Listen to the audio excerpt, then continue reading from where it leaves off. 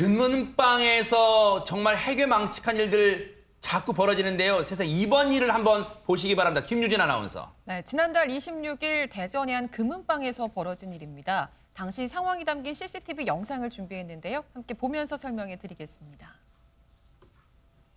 네, 귀금속 진열장 앞에서 있는 한 건장한 체격의 남성 보이시죠? 네. 진열장을 유심히 보다가 그 구석에 진열돼 있던 목걸이 등 금붙이를 한 움큼 지금 손에 쥐는 모습인데요. 그러네요.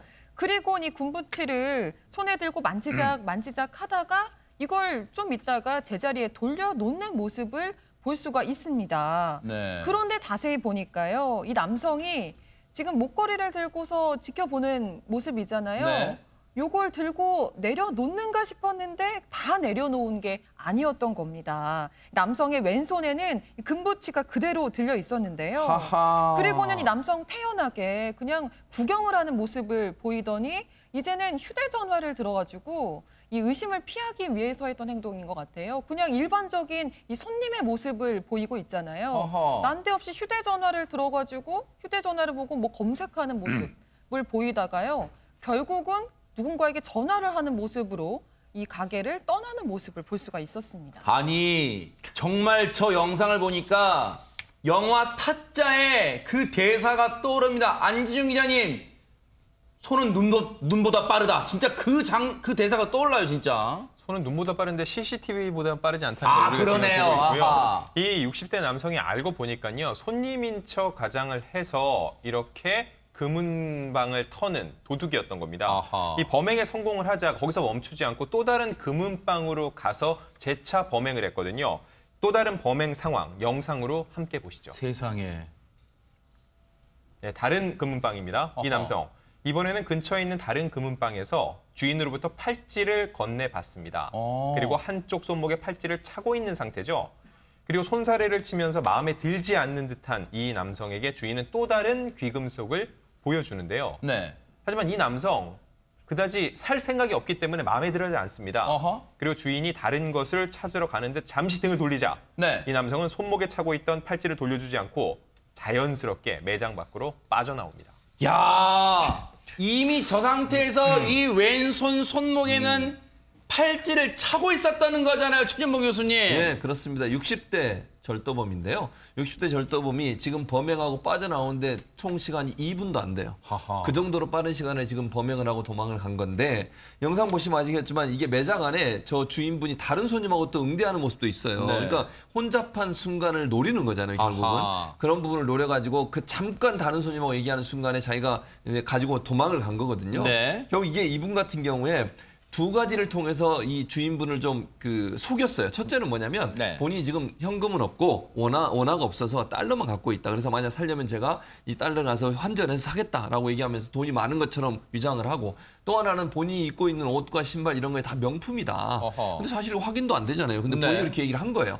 그런 부분에 이제 주인 입장에서는 그래도 이분이 설마 절도를 하러 갔겠네 이런 생각을 안 하고 경계를 좀 푸신 부분이죠. 그러니까 결국은 그 순간을 노려가지고 도망을 가는 아주 지능적인 절도범이라고 할 수 있을 것 같습니다. 김복준 의원님, 네. 지금 저 60대 절도범이 하는 말과 행동, 뭐 달러밖에 없다, 지금 시장 두르고 있는 게 다 명품이다. 혹시 고전적 수법인가요? 맞습니다. 어허. 일반적으로 돈이 없는 사람들이 달러 소지하고 있지 않죠. 아. 예, 거기에다가 이제 그 뭐 명품 옷과 명품 신발이라고 지금 계속 얘기를 하는데, 저런 범죄를 이제 일반적으로 사기하고 절도가 융합된 범죄라고 이야기를 해요.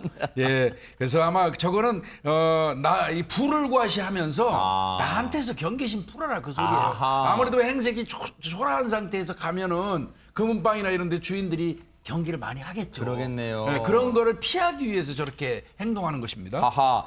저렇게 교묘하게 자신 딴에는 범행을 저질렀다고 했지만 앞서 우리 안지용 기자님 말씀처럼 CCTV가 다 고스란히 내려다보고 있었잖아요, 김복준 의원님. 네. 근데 이제 문제는 저렇게 다량으로 금은 보석이 없어지면 그 주인이 바로 눈치채겠지만, 여러 개 있는 데서 팔찌 정도 하나 사라지면 눈치 못 챌 수도 있어요. 세상에. 이제 그런 점을 노린 것 같은데, 아하. 다행히도 이게 아마 이 범행을 한 그 금은방에서 눈치를 채가지고 네. 경찰에 신고를 했던 것 같습니다. 아하. 그러니까 경찰이 그 금은방에 있는 CCTV는 물론 네. 그 인근하고 이제 연결되는 도로에 있는 그 CCTV 130여 대를 그 형사 한 20명이 동원돼가지고 제가 일일이 다 본 거예요. 분석을 했고 세상에. 결국 하루 만에 이제 이 범인을 특정을 했던 것 같고요. 네. 뭐 휴대전화라든지 이제 그 GPS 같은 거를 확인해서 영장 발부받아서 한 겁니다. 아하. 그래서 이제 아마 이 사람이 집과 이 사람이 자주 가는 곳에 형사들이 잠복을 하고 있다가 지난 1일 그